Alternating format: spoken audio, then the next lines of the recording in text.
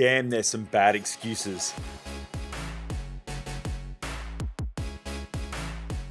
Driven Mofos, welcome back to another episode of The Underestimated Entrepreneur. Let's talk about excuses. We all have them from time to time. Some people have them more than others. Some people live with them and just consistently use them day after day after day after day. But let's talk about how to get over the excuse ball and chain that most people have attached to their legs, because it really stops you from achieving the things that you want in life. And I think that so many people have never really analyzed why they make excuses and what they're trying to get out of their excuses. So I was working with a client the other day who's a high net worth earner, and I just noticed that they would rock up late and then they would spend 15 minutes telling me about this cool fucking story that didn't matter. And then, something would happen in their business and then they would tell this cool story again about why things happen the way that they are, and then they would blame others. And it got to the point where yesterday I just said to them, they were in this big long story and they were jumping around between why all this shit happens in their life and why all this stuff happens in their business. And I stopped them and I just said, why are you telling me all this? And they said, well, I thought that it's important for you to know, and I said, is it really important for me to know and understand, or is it important for you to feel like you understand it? And they said, well, no, it's for you. And I said, mate, look, I don't really care. Because if you're late and you say, I'm sorry I'm late, and then you're late again, and you say, I'm sorry I'm late, and then you give these cool excuses, the truth is that you're fucking late and you're always late. So therefore, stop making excuses for being late and start to become early. Now, you can't do that when you're making excuses. Now, I used to be late consistently, so I know this pattern very, very well. But what really is happening is that excuses relinquish ownership. That when someone has an excuse for being late, the traffic was bad. Well, it wasn't the traffic was bad. It's just you decided to leave 15 minutes later in peak hour time when really you should have left 30 minutes early. And that way you would have got there on time. And then other times someone will have an excuse for why they don't exercise, or why things are challenging, or why things are tough, or why they didn't get a project finished. But the truth is that no one cares. Only you care. And so when I stopped him in this conversation, I said, look, this isn't for me. This is for you. And the only reason why you have excuses is because it justifies your position and why you did something wrong. That's it. And it makes you feel better about it. It doesn't make me feel better about it. If someone says, I have an excuse for losing $10,000 of your money, it doesn't bring back the $10,000. It doesn't change anything. It doesn't make me feel better. So therefore, why communicate in that way? And most people's excuses are just ways of them justifying why what they've done is okay, because now they have a reason. And the truth is, it's not okay. If you want to be a high-performing individual, it's not okay. And the faster that you realize that those excuses are making it okay for you to repeat those same patterns over and over and over again, the faster that you can get over those excuses and start to really change the way you operate. And so the key part here is that, first of all, you have to be aware. You have to become consciously aware. Now, the great thing with humans is that we have this thing called metacognition. It's the ability for humans to think about what we think about. So it's our conscious awareness. Now, the more consciously aware we are, the more we can change things. Now, most people are running on autopilot, so they keep doing the same stuff over and over and over again. I've worked with tens of thousands of the highest performing individuals on the planet, or even at least in this country, and the majority of them run on autopilot. So I would say that probably almost all of the population run on autopilot without even thinking about it, which is the same reason why they tend to struggle with the same patterns over and over and over again. Whether that be financial cycles or financial patterns where they just can't get ahead, or they make money, lose money, make money, lose money. Whether it's dating cycles where they keep dating the same people just with a different name and a different haircut, as in they keep attracting the same people into their lives. They will go through business cycles where they keep hiring shit staff and then they blame the staff for the reason why the business isn't getting ahead. They'll blame the economy. These are all unconscious patterns of a person just running on autopilot. When someone starts to take responsibility and take accountability and go, well, what am I doing here? What's my impact? What's my input in this? And they start asking better questions, it then means that they become more aware. When they become more aware, they can start to ask really high quality questions. So the first step to making change is awareness. When someone's not aware, they won't change. And I'm sure you've got friends and family like this who keep repeating all these shitty patterns, and they'll complain about it and you give them tips and advice and they go, it's not that big a deal. And then they justify their position. They make excuses. They'll tell you cool fucking stories that you don't care about as to why it's not their fault or not their problem. But the thing is that they're stuck and they're unaware. And because they're unaware, they can't change anything. They'll blame everything else apart from themselves. Then what happens is once you create an awareness, then you can start to ask high quality questions. Now, I've gone through this in other podcasts before, so go back and listen to them, where I talk about the power of high quality question asking. And we're not trained on this stuff. We don't go to school for 13 years or however many years you went to school. We're not taught how to communicate effectively. We're not taught how to think effectively. We're not taught how to prioritize our time effectively. Most people aren't taught about finances effectively. So most people, again, just live life on autopilot. But question asking is one of the most powerful communication tools that you can develop. And the better you get at question asking, the more you ask questions. And that's a skill that can be learned. In fact, I go through it quite a lot in our leadership course called Triumph, because anyone who wants to achieve great things in life needs to learn how to lead others, and you'll do that through communicating effectively. So questions are super important. Now, when you develop good question asking, not only does it help others, but it helps you, because you can ask great questions to yourself, which will then help you to clarify how you can make changes. Okay, and will put you on the right path. Now, when someone is unaware, they're never going to make change because they don't ask the right questions. Now, sometimes people become aware of their patterns and become aware of their problems. Like if they're running late all the time, they might go, well, why do I always run late? I know that I'm running late, but why do I do that? So that's the first step of the process, is becoming aware. But the second thing is asking high quality questions. Now, why do I do this? Might be a high quality question, it might not. Because if you keep asking, why do I do this? Why do I do this? Why do I do this? Eventually you'll keep burying down a rabbit hole that has no end. And so there are a lot of people out there who are highly inquisitive, who keep asking why.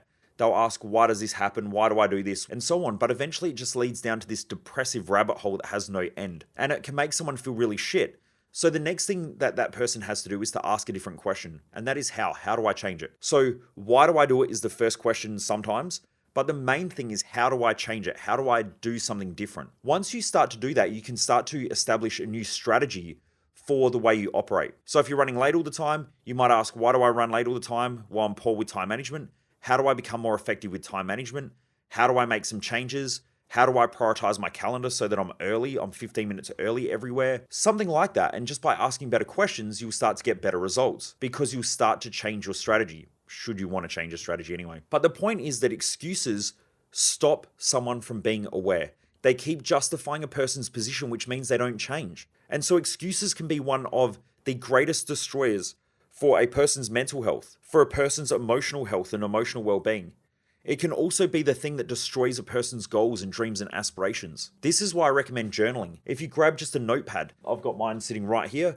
It's just this little notepad that I have lying around. I tend to take it everywhere I go, well, in the majority of cases. And I just write down my thoughts, my ideas. If I've got stuff going on in my head, what most people do is they sit with a friend and they talk shit for an hour and just ramble about why everything's crap. I use my journal for that so that I don't have to dump all my emotional shit on other people. Because unless they're skilled, they don't know how to navigate that. They'll just go, oh, you poor thing. Yeah, your life sucks and your boss is an asshole and yeah, the economy is tough. And so they don't know how to help. And this is the problem, I think, with most people, right? Is that even though they want to help, they don't know how to help because they haven't been trained in the skills of communication. They haven't been trained in the skills of coaching or human behavior. And so most people around us will just justify our poor position. So if someone is doing shit financially and they go, oh, it's the economy, then their friends say, yeah, I know it's tough. And then all it does, it just reinforces these patterns, these excuses, this shitty cycle that someone has that's preventing them from getting results. Now, if that's impacting their self-worth, their self-love, their self-respect, their self-confidence, that person may make them feel good for the moment. Like, yeah, it's a shitty economy, it's not your fault. It's just everyone's struggling in business right now. Well, if you look at it, that's fucking bullshit. There's people out there in your industry that are crushing it in poor economic times. But what's happening is your friends and family keep justifying your position. You've got an excuse, so nothing changes. When you can use a journal, you can navigate that conversation yourself because you write it all down and you go through it and you ask good questions. What here is bullshit? How can I get better results? What questions do I need to ask? And you write all that stuff down and you slowly start to navigate your own conversations, which then helps you to navigate your own thoughts. Should you do that effectively, you'll start to crush your results and you'll start to achieve a lot more in life. Journaling is amazing. I spent probably 4 to 5 years trying to figure out how to journal effectively. What I realized is that there's no real way of journaling effectively. You're just taking all the chaos in your mind and putting it down on paper. Because once it's down on paper, you can navigate it effectively because it becomes like a little bit of a mind map where you can have a look at your own thoughts and analyze them. Whereas When most people are stressed out and emotional when they're stuck in their head, they will just tend to keep trying to figure out stuff by trying to navigate chaos. People have these crazy thoughts and their brain will be jumping around and bouncing around between all these stresses. And then the next second they're asking themselves a question like, why am I stressed? Why do I have all these problems? And then their brain's bouncing around. It's out of control. It's like having an ADD kid trying to lead another ADD kid. Stuff goes crazy. You're better off getting it out on paper, then navigating the conversation that you're having with yourself, because you can see it in front of you. Then you can ask effective questions and then start to figure out what you need to do to make change. I think journaling is one of the most powerful tools that I've learned in human behavior. I mean, there are some other ones as well, like mental and emotional balancing using the process of potential that I teach at our Thrive Time event. Some of the other tools like owning traits, changing perceptions, that's a massively powerful tool as well. But I think journaling is one of the best self-mindset tools you can use yourself. And I use mine almost every day. Not all the time, but almost every day. Sometimes I even just have ideas. I'll build frameworks out and I just write them down because they're all in there. I date them all so I can go back and have a look at them. This is how I created Mojo's Law, where Dr. John Demartini published it in some of his work. I wrote it down in my journal and I showed him about 6 months or a year after I'd created it. And he loved the idea, so he published it in some of his advanced work. Anyway, my point is that your excuses are holding you back. Now, you can keep making them, but it only makes you feel better in the moment. Okay, it's like drinking alcohol. It'll make you feel better in the moment and it'll make you feel shit afterwards. And the better you feel in that moment by drinking alcohol and by drinking more alcohol, it's going to make you feel worse for longer after you drink. Okay, so everyone's experienced the 3 or 4 day hangover where, the first day you're hungover, you feel like shit and your energy drops and you feel crap. But then the 2 to 3 days after that, why your energy levels come back up, why your digestion gets back to normal, why your sleeping patterns get back to normal, all of these things are an effect of the original issue. Now, if you drink alcohol, alcohol makes you feel good in the moment, same as eating shitty food. It'll make you feel good in the moment, but it'll make you feel like crap afterwards. Excuses are exactly the same. They will make you feel good in the moment, but they'll make you feel like shit afterwards because you'll keep repeating the same patterns, the same cycles. You'll have the same cool stories about why your life isn't where you want it to be. So be very aware for the next week of just any excuses that you use. Write them down in a journal. Every time you catch yourself making an excuse, oh, I'm sorry I'm late. Stop yourself. Write it down in the journal.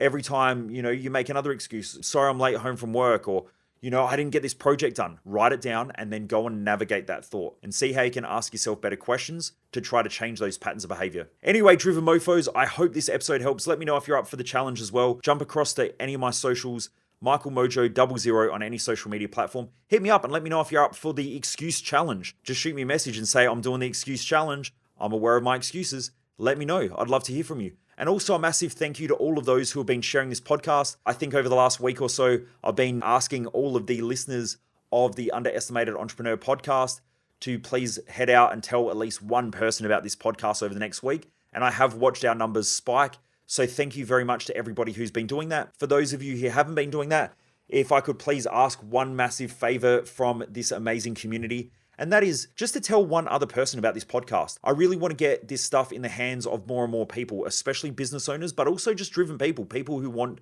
to achieve more in life.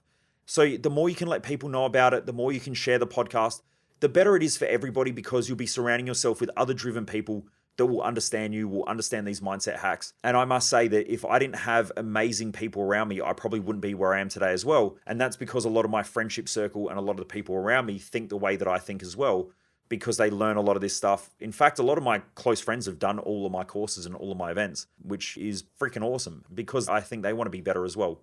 So please, if you can share this or talk to someone about this podcast or just share it on your social media pages just in the next week, that would be absolutely amazing. I want to keep pushing these numbers up if we can and getting it out to more people. So anyway, Driven Mofos, thanks for being part of this amazing community of driven people who want to do more in life. Keep sharing it, keep pushing hard, and keep achieving great things.